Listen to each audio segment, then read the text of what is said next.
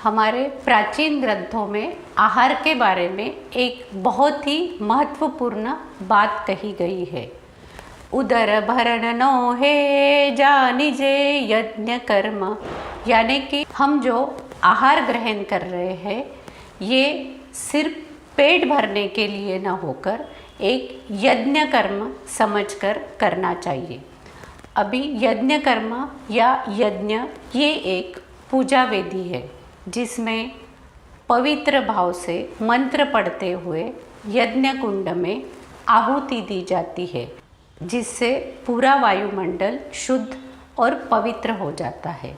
वैसे ही उदराग्नि को हम जो आहार की आहुति दे रहे हैं उससे भी हमारा पूरा शरीर शुद्ध होकर रोग हमसे दूर भागना चाहिए। यज्ञ कुंड में आहुति देते वक्त हमें सबसे पहले ये बात ध्यान में रखनी होती है कि यज्ञ कुंड की अग्नि जब प्रखर है, बहुत अच्छे से जली हुई है, जब हम उसमें आहुति देते हैं तो वो तुरंत भस्म होती है और वायुमंडल में फैल जाती है। इससे उल्टा जब यज्ञ कुंड का अग्नि मंद है उस वक्त अगर हम आहुति देते हैं तो वो आहुति भस्म होने के लिए बहुत ज़्यादा वक्त लगता है और उसमें से बहुत सारी आहुति वैसी ही पड़ी रहती है। वैसे ही हमारे आहार के बारे में है।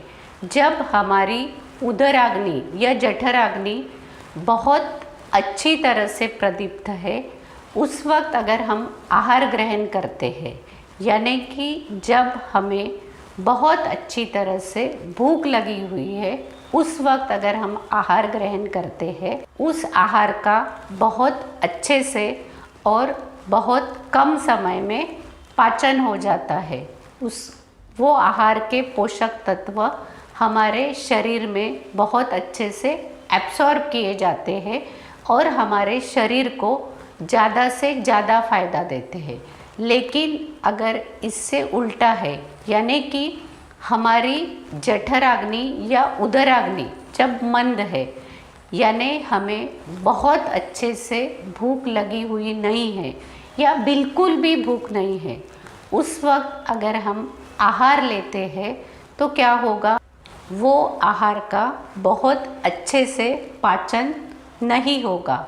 उसमें से बहुत सारा आहार हमारे आमाशय में वैसे ही पड़ा रहेगा, सड़ जाएगा और हमारे शरीर को उससे नुकसान होगा। दूसरी इम्पॉर्टेंट बात, जैसे सृष्टि में एक चक्र काम करता है जिसे हम सृष्टि चक्र कहते हैं। सुबह सूरज निकलता है, दोपहर तक बहुत ज़्यादा प्रखर हो जाता है और दोपहर के बाद में धीरे धीरे ढलने लगता है और शाम को अस्त हो जाता है। वैसे ही हमारे शरीर में भी सूरज के साथ साथ डाइजेस्टिव जूसेस या पाचक रसों का स्त्रवना शुरू हो जाता है। जैसे जैसे धूप बढ़ती है, दोपहर होती है, वैसे वैसे पाचक रस ज़्यादा मात्रा में बनते जाते हैं और दोपहर के बाद में धीरे धीरे उनका सिक्रीशन कम होते जाता है और सूरज अस्त होने के बाद में, यानी कि शाम के बाद में, तो पाचक रसों का बनना बिल्कुल बंद हो जाता है। तो इसीलिए हमें आहार ग्रहण करते वक्त ये बात बहुत अच्छे से ध्यान में रखनी होगी।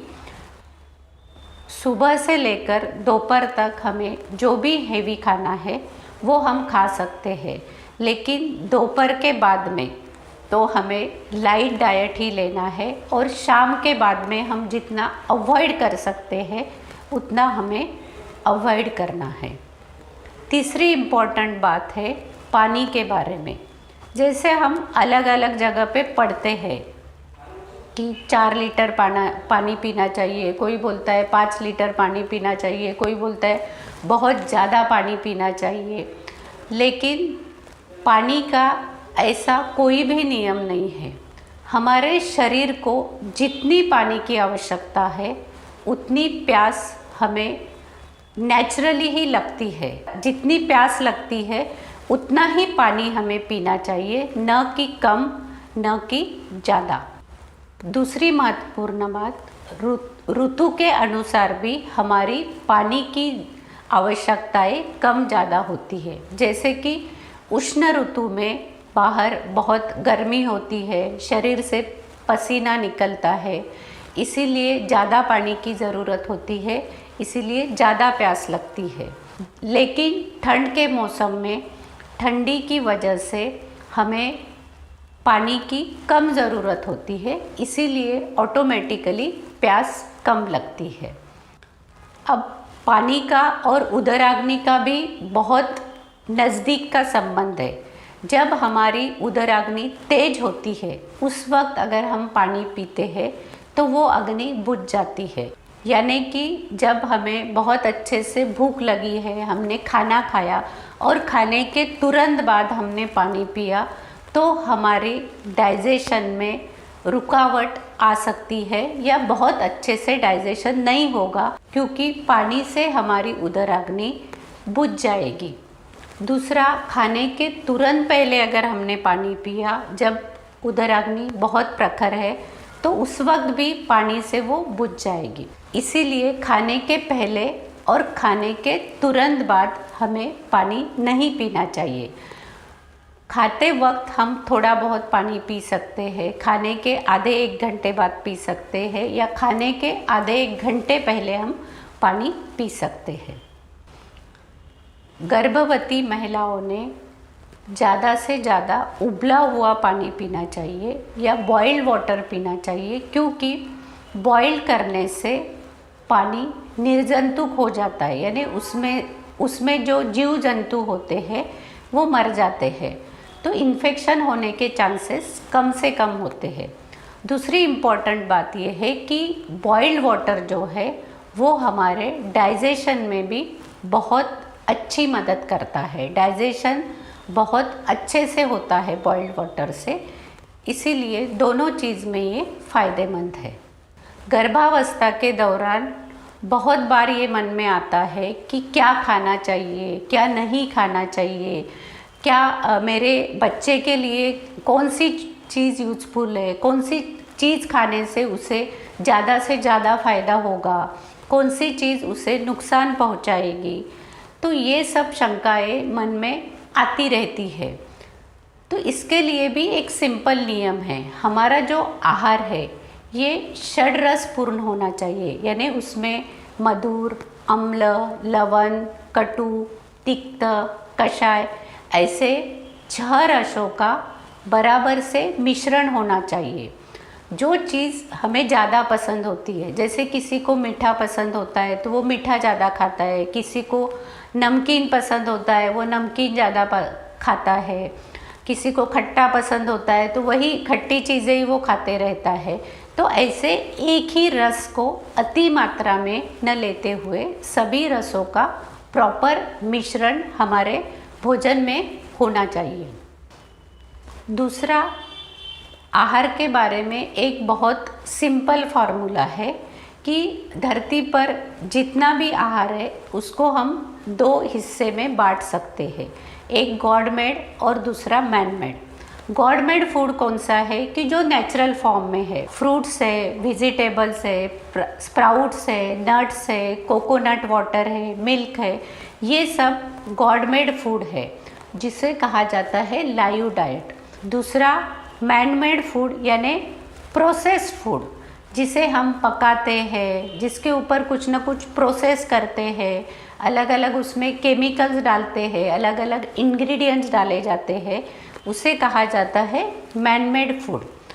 अभी ये दो प्रकार के जो फूड्स है, इसमें गॉड मेड फूड जो है वो नेचुरल फॉर्म में होने की वजह से, अगर हम वो रॉ फॉर्म में या नेचुरल फॉर्म में लेते हैं तो वो बहुत इजीली डाइजेस्ट हो जाता है।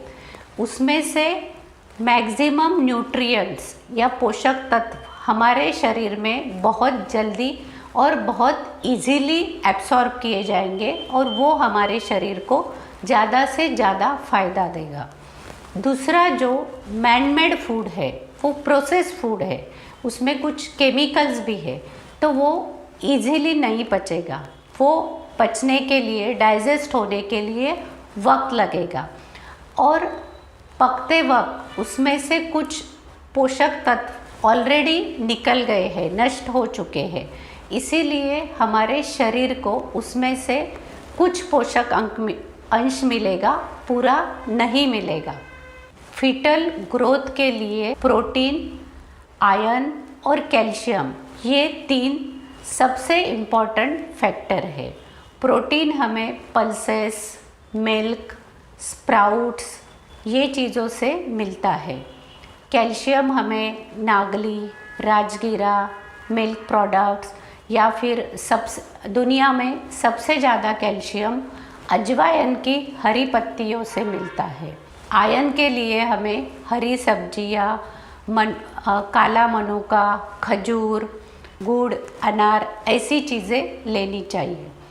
गर्भवती महिला ने अपने रोज़ के आहार में seasonal fruits, soaked nuts, coconut water, घी, ऐसी चीज़ें ज़रूर रखनी चाहिए।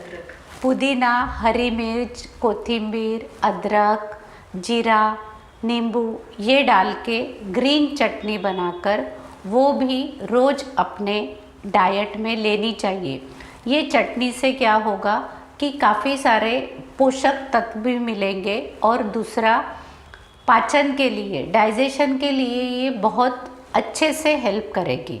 गैसेस बनना या फिर इंडाइजेशन, ऐसे प्रॉब्लम्स नहीं आएंगे, पेट अच्छे से साफ होते रहेगा। सबसे लास्ट में सभी गर्भवती महिलाओं को मैं ये कहना चाहूँगी, आप जो भी खा रहे हो, जब भी खा रहे हो, खाते वक्त आपके मन में क्या भाव है, ये सबसे महत्वपूर्ण है। खाते वक्त आपके मन में ग्रैटिट्यूड का भाव होना चाहिए, भगवान के लिए, किसान के लिए, जिसने खाना बनाया है उसके लिए। तभी वो आपके शरीर को और आपके बेबी के शरीर को बहुत ज़्यादा फ़ायदा देने वाला है।